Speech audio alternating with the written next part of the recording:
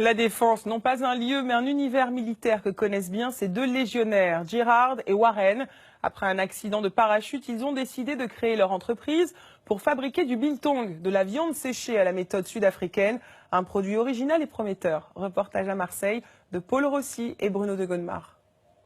Les deux légionnaires se sont connus à l'hôpital. Après un accident de parachute, ils ont été obligés de poser leur képi. Mais ils continuent de se battre dans ce petit bureau. Ils ont mis toute leur énergie dans la création d'une entreprise. L'un est irlandais, l'autre américain, et leur expérience de guerrier leur sert tous les jours. Ça a bien aidé que je passe quelques années dans la Légion. Faut quand même apprendre à se battre, quoi. Ouais. Ouais. Les administratifs français, c'est pas exactement facile, quoi. C'est un de leurs camarades de l'armée qui leur a transmis cette recette du biltong qui vient d'Afrique du Sud. Du bon steak coupé en tranchées, plongé dans une marinade de vinaigre, de sel et d'épices. Qu'est-ce que c'est dans les épices? Ah, pas dire, c'est secret après.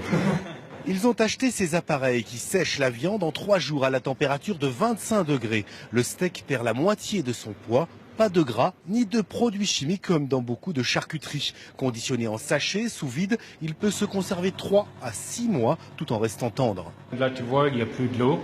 Pourtant, il est assez souple, il n'est pas sec et dur. Ils vendent les sachets dans les pubs pour l'apéritif ou les épiceries fines et organisent des séances dégustation pour faire découvrir ce nouveau produit. Ça, c'est la recette de base. Et ça ressemble un peu à de la viande traditionnelle, mais plus concentrée en goût, plus goûteuse. Surtout, elle n'est pas trop salée, parce que normalement, la viande séchée, beaucoup de fois, c'est salé. Elle est un peu moelleuse, pas trop sèche, justement. Très bon. Mission accomplie, mais leur bataille ne fait que commencer.